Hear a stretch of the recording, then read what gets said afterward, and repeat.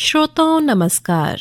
क्षेत्रीय समाचार एकांश के विशेष कार्यक्रम में मैं आपके साथ डिम्पल सानन।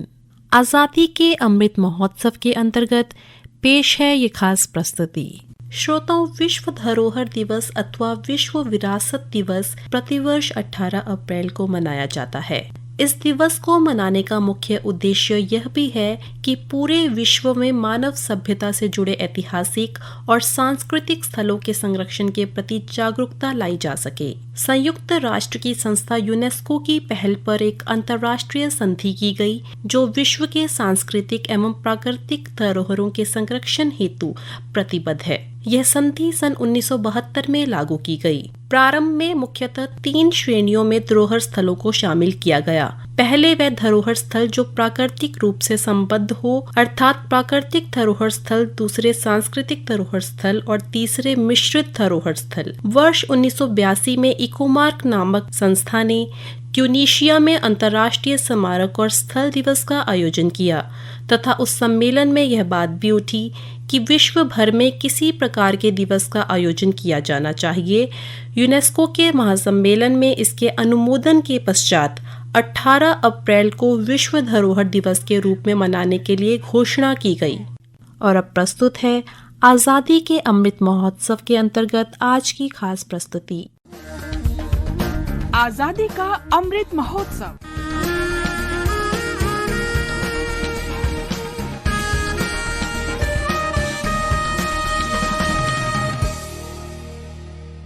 आजादी का सफर आकाशवाणी समाचार के साथ एक राष्ट्र का उदय। भारत का गौरवशाली स्वतंत्रता संग्राम आधुनिक विश्व में घटित महानतम संघर्षों में से एक है। आकाशवाणी समाचार प्रत्येक दिन इस स्वतंत्रता आंदोलन की एक झलक आप तक पहुंचा रहा है।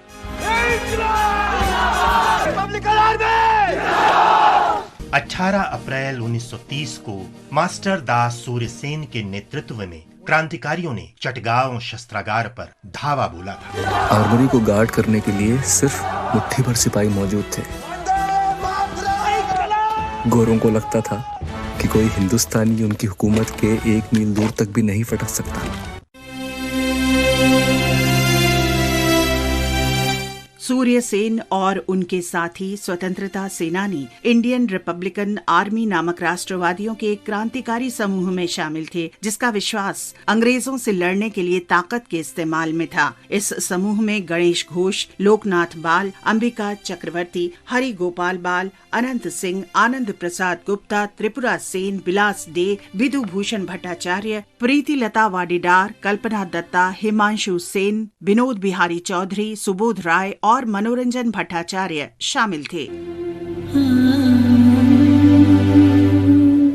डामपारा में पुलिस लाइन के शस्त्रागार पर गणेश घोष के नेतृत्व में क्रांतिकारियों ने हमला किया, जबकि लोकनाथ बाल के नेतृत्व में क्रांतिकारियों के दूसरे समूह ने ऑक्सिलरी फोर्सेस के शस्त्रागार पर धावा बोल दिया। हमें एक भी गोली चलाने की जरूरत नहीं पड़ी।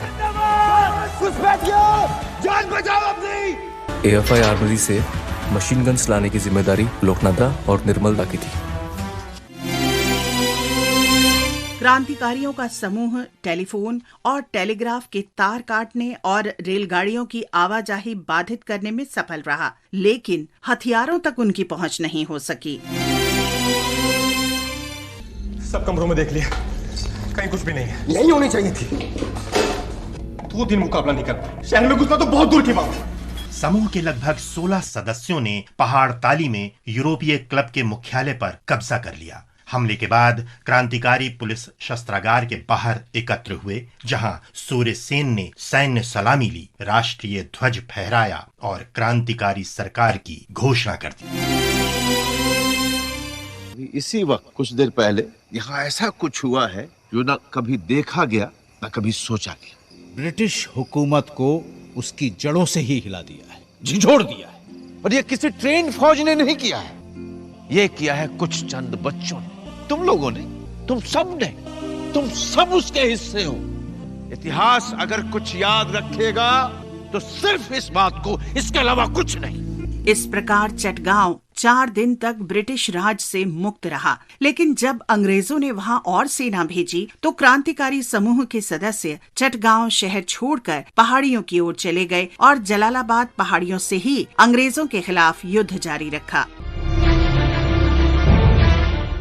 आज हम स्वतंत्रता सेनानी तात्या टोपे का भी स्मरण कर रहे हैं। 18 अप्रैल 1859 को ब्रिटिश शासन ने उन्हें फांसी पर चढ़ा दिया था। 1857 की आजादी की पहली लड़ाई के सर्वाधिक उल्लेखनीय जनरल में से एक तात्या टोपे को औपचारिक सैन्य प्रशिक्षण नहीं मिला था, लेकिन स्वाधीनता संग्राम के सर्वाधिक प्रभावशाली जनरल के रूप में सबने उनका लोहा माना। तात्या का जन्म 1814 में महाराष्ट्र में पुणे में हुआ था। उनके पिता पांडुरंग राव टोपे कानपुर में बिठूर में स्थानांतरित हो गए, जहां तात्या नाना साहब के नजदीकी मित्र बन गए। भारतपुर में चिंगारी भड़क चुकी है, अब आग सारे हिंदुस्तान में फैल जाएगी। लेकिन तात्या कब तक सोचते रहेंगे नाना साहब? यही मौका है, इस पार या उस पार। तात्या राव साहेब और रानी लक्ष्मीबाई के भी निकट संपर्क में आए। महारानी लक्ष्मीबाई की जय हो। विराजिए तात्या। वक्त आ गया है, सोचा था उससे पहले। हाँ, इसी पल का तो 100 साल से इंतजार था। मई 1857 में तात्या ने कानपुर में तैनात ईस्ट इंडिया कंपनी की भारतीय टुकड़ी पर विजय हासिल की और स्वाधीनता संग्राम के सक्रिय कार्यकर्ताओं के कमांडर इन चीफ बन गए।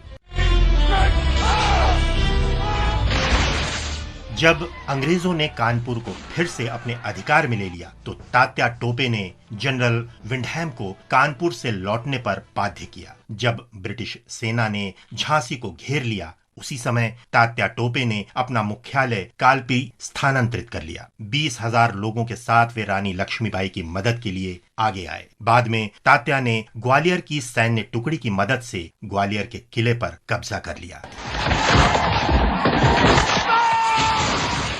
तात्या गुरिल्ला युद्ध प्रणाली में कुशल थे। इसी कौशल के बल पर राजस्थान, मालवा, बुंदेलखंड और खानदेश में 10 महीनों तक अंग्रेजों की पकड़ में आने से बचते रहे। ब्रिटिश सेना ने जंगलों और पहाड़ियों में लगभग 2800 मील तक लगातार उनका पीछा किया, लेकिन वे पकड़े नहीं जा सके और आखिरकार 8 अप्रैल 1859 को उनके विश्वसनीय मित्र मान सिंह ने उन्हें धोखा दिया और वे पकड़ लिए गए। तात्या को दोषी ठहराया गया और 18 अप्रैल 1859 को शिवपुरी में उन्हें फांसी दे दी गई। बलिदान के बाद भी तात्या आख्यानों और लोक गीतों में जीवित हैं। महान शहीद तात्या टोपे को हमारा नमन। और अब आकाशवाणी समाचार के साथ आजादी का सफर की ये कड़ी यहीं संपन्न होती है। कल फिर मिलेंगे अगली कड़ी के साथ।